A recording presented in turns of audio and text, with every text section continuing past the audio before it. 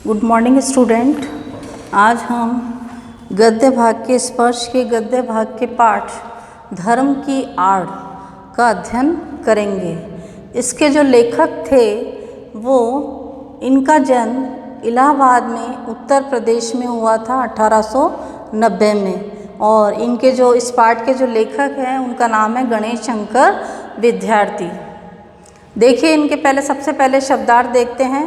उत्पात, उपद्रव, खुराफात, ईमान, नियत, सच्चाई, जाहिलों, मूर्ख, गंवार, वाजिब, उचित, वेजा, गलत, अट्टालिकाएँ, ऊंचे ऊंचे मकान, साम्यवाद, कार्ल मार्क्स द्वारा प्रतिपादित सिद्धांत, वर्गहीन समाज की स्थापना करना इसका प्रमुख उद्देश्य रहा।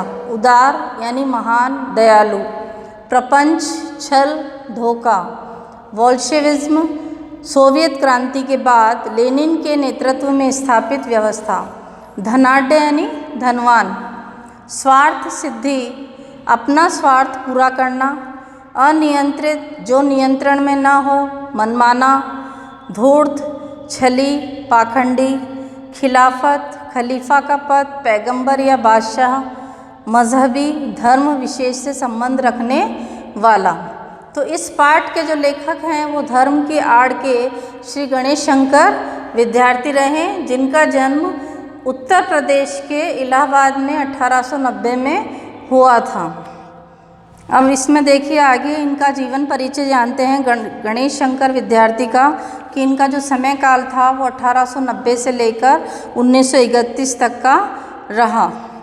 ये जो प्रस्तुत पाठ है धर्म की आड़, इसमें लेखक ने उन लोगों के इरादों और कुटिल चालों को बेनकाब किया है जो धर्म की आड़ को लेकर भोली भाली जनता को बेवकूफ़ बनाते हैं, जन सामान्य को आपस में लड़ाकर अपना स्वार्थ सिद्ध करते हैं, और इसी फिराक में रहते हैं कि किस प्रकार से इन भोली भाली जनता को अपने चंगुल में फंसाकर और वो अपना स्वार्थ पूरा कर सके।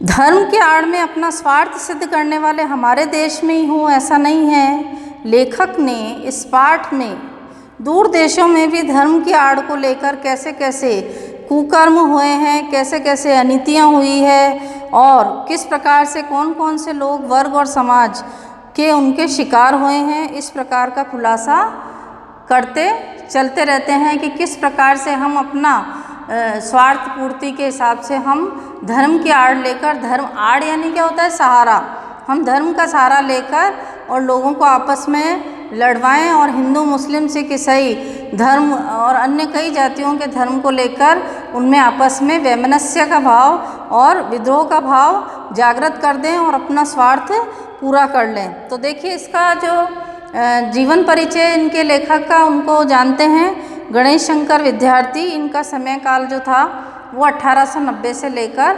1931 तक का रहा। गणेश शंकर विद्यार्थी का जन्म उत्तर प्रदेश के इलाहाबाद शहर में सन 1890 में हुआ था। एंट्रेंस पास करने के बाद वे कानपुर में करेंसी दफ्तर में मुलाजिम हो गए, यानी उन्होंने वहाँ पर नौकरी कर ली। फिर 1921 में प्रताप साप्ताहिक अखबार निकालना शुरू किया। प्रताप अखबार के वो संपादक भी रहे। विद्यार्थी आचार्य महावीर प्रसाद द्विवेदी को अपना साहित्यिक गुरु मानते थे। जो महावीर प्रसाद द्विवेदी थे वे भी एक बहुत अच्छे साहित्यकार थे, और उनकी भी बहुत सी रचनाएं बहुत हिंदी के क्षेत्र में प्रसिद्ध रहीं।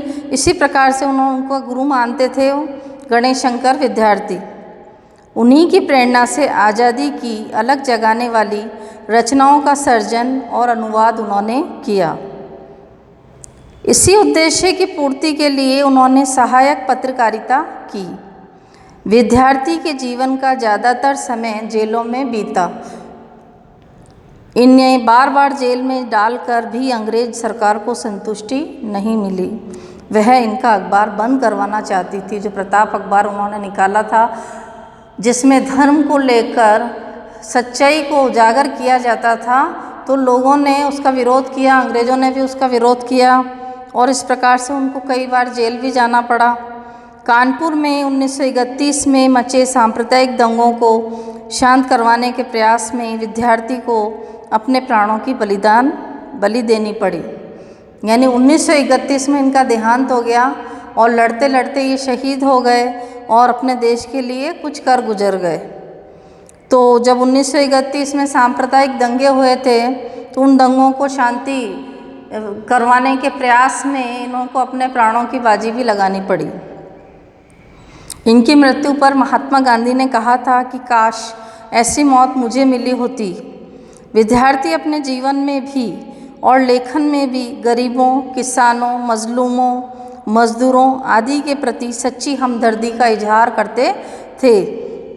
देश की आज़ादी की मुहिम में आड़े आने वाले किसी भी कृत्य या परंपरा को वे आड़े हाथों लेते थे कि किस प्रकार से देश की आज़ादी में कौन बाधा पहुंचा रहा है, कैसे कैसे लोग हैं जो धर्म के नाम पर लोगों को आपस में लड़ाई करवा रहे हैं। तो ऐसे लोगों को वो छोड़ते नहीं थे। देश की आज़ादी उनकी नज़र में सबसे महत्वपूर्ण थी। आपसी भाईचारे को नष्ट भ्रष्ट करने वालों की वे जमकर खबर लेते थे कि कौन आपस में लोगों में लड़ाई करवा रहा है और भोली भाली जनता को बेवकूफ़ बना रहा है। उनकी भाषा सरल, सहज लेकिन बेहद मारक और सीधा प्रहार करने वाली होती थी। जो भी बात कहते थे वो सच्चाई के रूप में स्पष्ट रूप से वो सबके सामने अपनी बात को रखते थे। ये जो बच्चों प्रस्तुत पाठ है, ये धर्म की आड़, इसमें विद्यार्थी ने उन लोगों के इरादों और कुटिल चालों को बेनकाब किया है जो धर्म की आड़ को लेकर जन सामान्य को आपस में लड़ाते फिरते हैं और अपने स्वार्थ की पूर्ति करते हैं। वे इसी फिराक में रहते हैं कि किस प्रकार से ये जो जनता है आपस में धर्म के नाम पर आपस में लड़ाई करे और हमारा अपना जो काम है वो निकलता रहे। धर्म के आड़ में अपना स्वार्थ सिद्ध करने वाले हमारे ही देश में नहीं, ऐसा नहीं है, दूर देशों में भी धर्म के आड़ पर कई ऐसे गलत कार्य होते हैं, कई कुकर्म होते हैं और कई ऐसी अनितियाँ होती है। तो जो बेचारी भोली भाली गरीब जनता है, जो बिल्कुल नीचे तबके के लोग हैं, जो वर्गहीन लोग हैं, जो समाज के उनके शिकार हुए हैं, उनका खुलासा करते चलते हैं। तो अब हम आज इस पाठ का अध्ययन करेंगे। इसके शब्दार्थ मैंने आपको पहले भी बताए थे, फिर से देख लीजिए कि जो धर्म की आड़ है उस पाठ के लेखक हैं गणेश शंकर विद्यार्थी। इनका जन्म इलाहाबाद में 1890 में हुआ था, उत्तर प्रदेश के इलाहाबाद शहर में, और इनका जो मृत्यु थी वो 1931 में हुई, जब सांप्रदायिक दंगों को ये शांत करवा रहे थे, उस समय इनकी मौत हो गई थी। देखिए शब्दार्थ देखिए, कसौटी यानी परख, जांच, ला मजहब जिसका कोई धर्म ना हो, मजहब ना हो और नास्तिक हो, उत्पात, उपद्रव, खुराफात, ईमान, नियत, सच्चाई, जाहिलों, मूर्ख, गंवार, वाजिब, उचित, बेजा, गलत, अट्टालिकाएँ, ऊंचे ऊंचे मकान या इमारतें, साम्यवाद, कार्ल मार्क्स द्वारा प्रतिपादित सिद्धांत। इसका उद्देश्य क्या था? वर्गहीन समाज की स्थापना करना।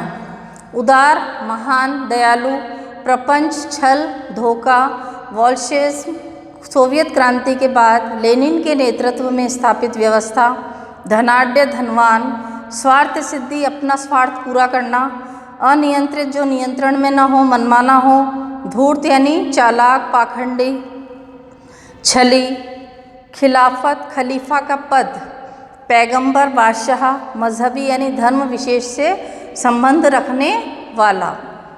अब इसका हम अध्ययन करते हैं पाठ का।